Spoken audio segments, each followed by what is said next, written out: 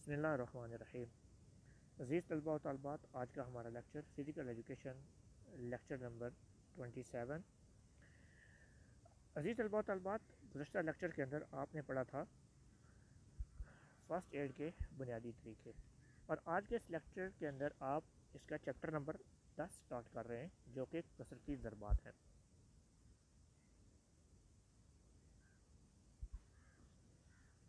کثرتی ضربات کیا ہوتی ہیں؟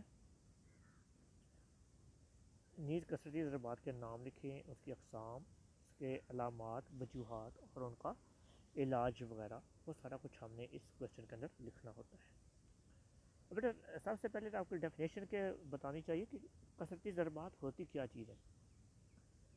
کسر، کاف، سین اور رے۔ کسر کا مطلب ہوتا ہے توڑنا، اور ضربات، ضرب کہتے ہیں چوٹ کو، مارنے کو۔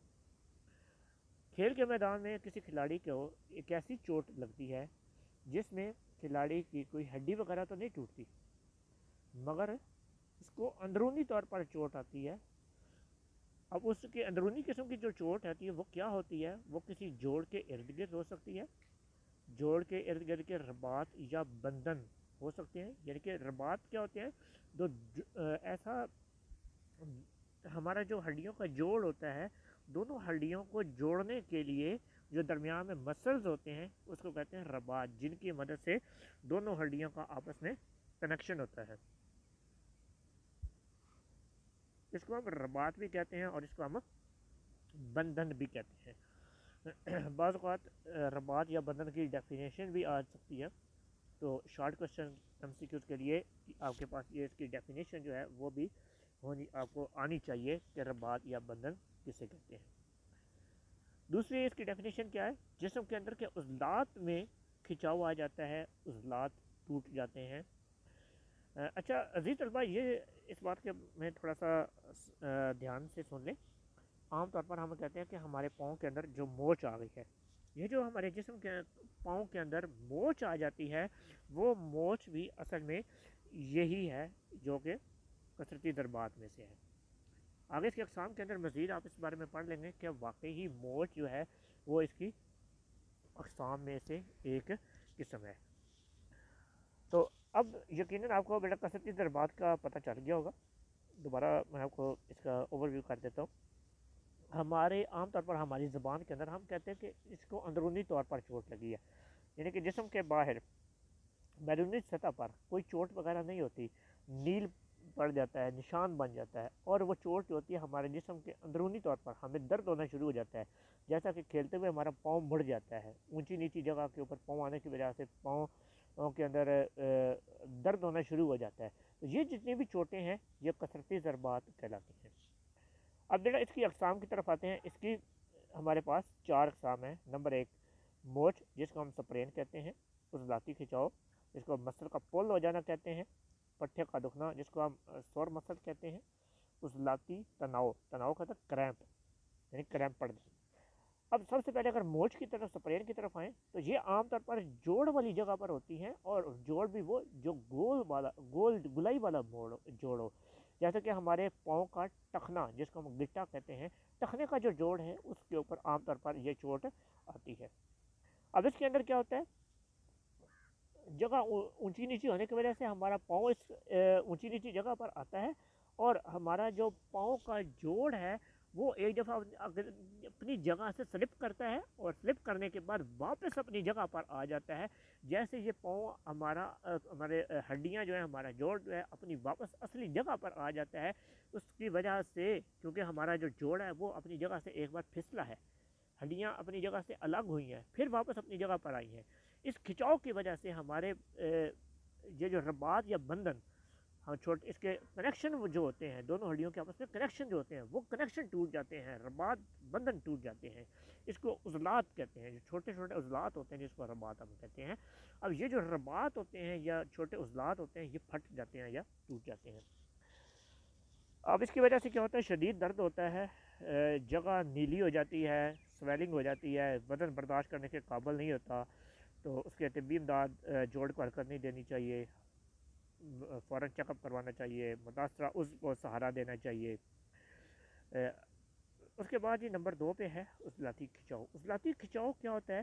یہ کھیل کے میدان میں کھلاڑی تیز اور آہستہ بھاگنے کے دوران اپنے عضلات کو بار بار حرکت دیتا ہے، عموماً تیز بھاگتے ہوئے یا پھر زیادہ وزن اٹھاتے ہوئے ہمارے جسم کا کوئی بھی مسل جو ہے وہ کھچ جاتا ہے، جس کی وجہ سے کیا ہوتا ہے کہ ہم جسم کا اس کے عضلات جو ہیں وہ سکڑتے اور پھیلتے ہیں۔ اس عمل کو بار بار کھلاڑی جو ہے اس عمل کے دوران ایک کھلاڑی بار اپنی رفتار سے زیادہ بھاگنے کی کوشش کرتا ہے، یعنی کہ اس کی سپیڈ اتنی نہیں ہے، وہ اپنی سپیڈ سے زیادہ اوور ورک کرنے کی کوشش کرتا ہے۔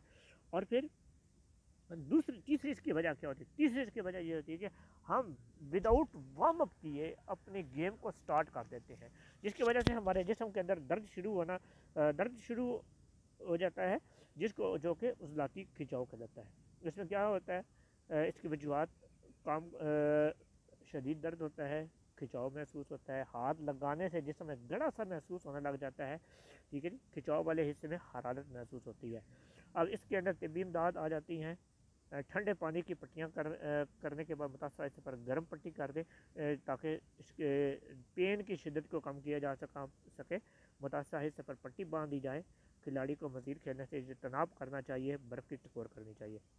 اچھا، اس کے بعد یہ نمبر 3 پر ہے پٹھا دکھنا۔ پٹھا دکھنا کیا ہوتا ہے کہ یہ ایک ایسی ضرب ہے، ایک ایسی چوٹ ہے جس میں پٹھوں کے معمول سے زیادہ استعمال کیا جائے، یعنی کہ اوور لوڈ کیا جائے، اوور ورک کیا جائے۔ میں نے اس کو لکھا بھی ہے، اس کے پٹھا دکھنا کے اندر اوور ورک، یعنی کہ آپ اس کی استطاعت سے زیادہ اس سے کام لیتے ہیں۔ اب جس طرح کہ ایک بندہ ہے وہ اتنا زیادہ کام کرنے کے قابل نہیں ہے، ہم اس سے اور زیادہ کام لیتے ہیں جس کے وجہ وہ بہت زیادہ تھک جاتا ہے، اس کو تھکاوٹ ہو جاتی ہے۔ یہی جو مثال ہے ہمارے پٹھا دکھنا کی انجری کے اندر آتی ہے۔ اس کے اندر اگر ہم اتنا زیادہ کام کرنے کے عادی نہیں ہیں اور فار ایگزامپل ایک بچہ ہے، اس کو ریگولر بیسس پر وہ ایکسرسائز وغیرہ نہیں کرتا، ہم اس کو کہتے ہیں کہ اپنے کالج سے 3 کلومیٹر آگے دوڑتا ہوا جائے، وہ حکم کی بدولت فرما برداری کی وجہ سے وہ کام تو کرے گا، مگر اس وجہ سے اس کے جسم کے جتنے بھی مسل ہیں وہ دکھنا شروع ہو جائیں گے، ٹھیک ہے جی۔ اب اس کے اندر کیا ہوتا ہے؟ اس میں ٹانگوں کے ریشے جو ہیں باقاعدہ وہ ٹوٹنے سے ٹانگوں میں درد محسوس ہوتا ہے، اس کے اندر بھی اس کے ریشے یا اس کے جو مسلز ہیں، چھوٹے مسلز ہیں، وہ ٹوٹ پھوٹ کا شکار ہو جاتے ہیں۔ اس کے بعد یہ لاسٹ نمبر پر ہے عضلاتی تناؤ۔ عضلاتی تناؤ کیا ہوتا ہے؟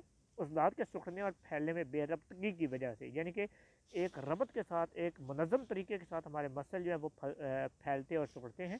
اب ان کے اندر بے ربطگی ہو جاتی ہے، جس کی بنا پر اس کے عضلات ہمارے جو عضلات ہیں، یا ایک عضلہ یا کئی عضلات جو شدید درد کی وجہ سے خود بخود سکڑ جاتے ہیں۔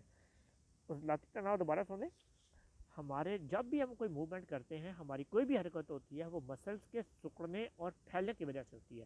جب ہمارے مسلز کے سکڑنے اور پھیلنے کے اندر بے ربطگی ہو جاتی ہے، یعنی کہ منظم طریقہ جو ہے وہ ٹوٹ جاتا ہے، منظم پن ہمارا ٹوٹ جاتا ہے، تو اس بنا سے درد ہونا شروع ہو جاتا ہے۔ اس درد کی وجہ سے ہمارا ایک پٹھا، ہمارے جسم کا ایک مسل جو ہے وہ کیا کرتا ہے؟ وہ خود بخود سکڑ جاتا ہے، جس کو ہم عضلاتی تناؤ کہتے ہیں۔ اب اس کے اندر کیا ہوتا ہے؟ یہ جو انجری جو ہے یہ شدید قسم کی ہوتی ہے۔ اب اس میں جیسے میں نمکیات کی زیادہ مقدار خارج ہو جائے یا پسینہ آ جانے کی وجہ پانی کی کمی کی بنا پر ہو جاتی ہے۔ یہی وجہ ہے کہ ہمارے اسپورٹس مین جو ہوتے ہیں، خاص طور پر گرمیوں کے اندر جب وہ گیم کر رہے ہوتے ہیں تو وہ ساتھ میں اپنے پانی کی باٹل رکھتے ہیں۔ وہ پانی کی باٹل یا تو منرل واٹر ہوتا ہے یا پھر اس کے اندر نمکول وغیرہ انہوں نے ملایا ہوتا ہے تاکہ نمکیات اور پانی کی کمی کو ساتھ ساتھ پورا کیا جا سکے۔ مزید طلباء و طالبات، یہ تھا ہمارا آج کا لیکچر، جس کے اندر آپ نے کثرتی ضربات کے بارے میں پڑھا اور کثرتی ضربات کی اقسام پڑھی۔ اب بیٹا اس کے اندر ایک چیز آپ نے جو خود سے کرنی ہے، ہر ایک کثرتی ضرب کے بعد اس کی علاج معالجہ، اس کی علامات اور وجوہات دی گئی ہیں، ان کو آپ نے بیٹا خود سے اور اچھے طریقے سے ریڈ آؤٹ کر لینا ہے۔ اگلے لیکچر کے اندر آپ پڑھیں گے شکستگی یا فریکچر کے بارے میں۔ اگلے لیکچر تک کے لیے اجازت دیجیے، اللہ حافظ۔